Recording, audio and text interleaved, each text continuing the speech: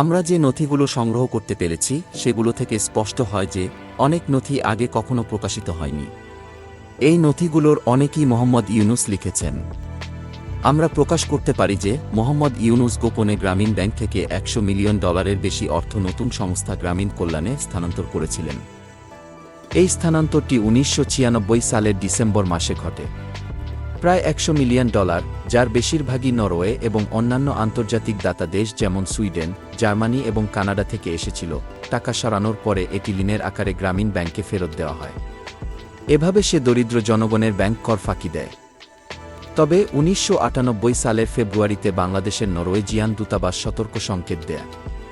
এক কর্মচারী ঘটনাক্রমে আবিষ্কার করেন যে $100 মিলিয়ন বেশি অর্থ স্থানান্তরিত হয়েছে। দূতাবাস এমনকি গ্রামীণ কল্যাণ নামে নতুন সংস্থার কথা শোনেনি।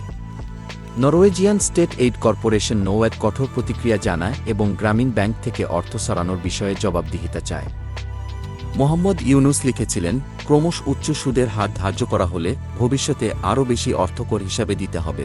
নোয়াড এবং ঢাকার নরওয়েজিয়ান দূতাবাস উভয়ই দাবি করেছিল যে ইউনুস সমস্ত অর্থ গ্রামীণ ব্যাংকে ফেরত দেন। তবে নরওয়েজিয়ান কর্তৃপক্ষের ব্যাপক চাপ সত্ত্বেও $100 মিলিয়নের মধ্যে প্রায় $30 মিলিয়ন ফেরত দেওয়া হয়।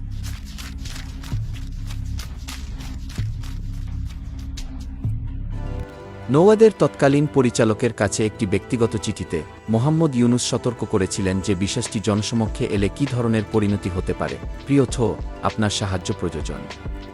যদি সরকারের ভিতরে এবং বাইরে যারা গ্রামীণকে সমর্থন করে না তারা এই চিঠিটি পেয়ে যায়, তাহলে আমরা বাংলাদেশের ভেতরে প্রকৃত সমস্যার মুখোমুখি হব। নোওয়াড বিষয়টি গোপন রাখে এবং সমস্ত নথি গোপনীয় হিসাবে সিলমোহর করে। বিষয়টি যত দ্রুত সম্ভব সমাধান করার নির্দেশ দেওয়া হয়েছিল যাতে এটি জনসমক্ষে প্রকাশ না পায়। আমরা 1998 সালের নোওয়াডের নেতৃত্বে থাকা দায়িত্বপ্রাপ্তদের কাছ থেকে মন্তব্য নেওয়ার জন্য বারবার চেষ্টা করেছি, কিন্তু নির্ধারিত সাক্ষাৎকারের 2 ঘণ্টা আগে তা বাতিল করা হয়। বর্তমান নোওয়াড নেতৃত্বের সঙ্গে সাক্ষাৎকারের জন্য চেষ্টা করা হয়েছে, কিন্তু কেউ এই ডকুমেন্টারিতে অংশগ্রহণ করতে চায়নি। নথিপত্র প্রকাশের পর নরওয়ের পররাষ্ট্র মন্ত্রণালয় একটি প্রতিবেদন প্রকাশ করে যেখানে বলা হয় নরওয়ের দাতাদের অর্থ কোনোভাবেই অপ্রত্যাশিত কাজে ব্যবহৃত হয়নি।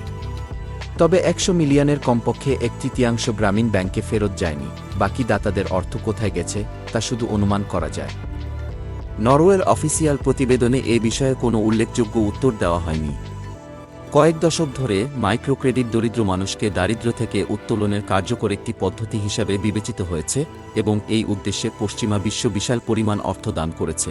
আমরা কয়েক মাস ধরে মোহাম্মদ ইউনুসের সাক্ষাৎকার নেওয়ার চেষ্টা করেছি যাতে এই প্রোগ্রামে উত্থাপিত অনেক সমালোচনামূলক বিষয়ে উত্তর পাওয়া যায়। আমরা অবশেষে তাকে স্পেনের ভ্যালেন্সিয়ায় একটি বিজনেস ফেয়ারে ট্র্যাক করি, যেখানে তিনি আরেকটি পুরস্কার গ্রহণ করছেন। আমি তাকে 6 সপ্তাহ আগে প্রশ্ন পাঠিয়েছি এবং সপ্তাহ ধরে তা পাঠিয়ে যাচ্ছি। শেষ পর্যন্ত ওয়েমে আমাদের জানান যে তিনি এটি পরিচালনা করবেন, কিন্তু সাক্ষাৎকারের দিন ইউনুস সাক্ষাৎ দিতে রাজি হননি। আমরা বারবার আমাদের প্রশ্ন এবং সমালোচনার কথা তুলে ধরেছি, কিন্তু গ্রামীণ ব্যাংক বা মোহাম্মদ ইউনুস কেউই এই প্রোগ্রামে অংশগ্রহণ করতে চাননি। আজকে এই পর্যন্ত। প্রতিবেদনটি যদি আপনাদের ভালো লাগে তাহলে লাইক এবং শেয়ার করবেন। সাথে চ্যানেলটি সাবস্ক্রাইব করে বেল আইকনটি প্রেস করবেন। কথা হবে অন্য কোনো রিপোর্টে। ভালো থাকবেন।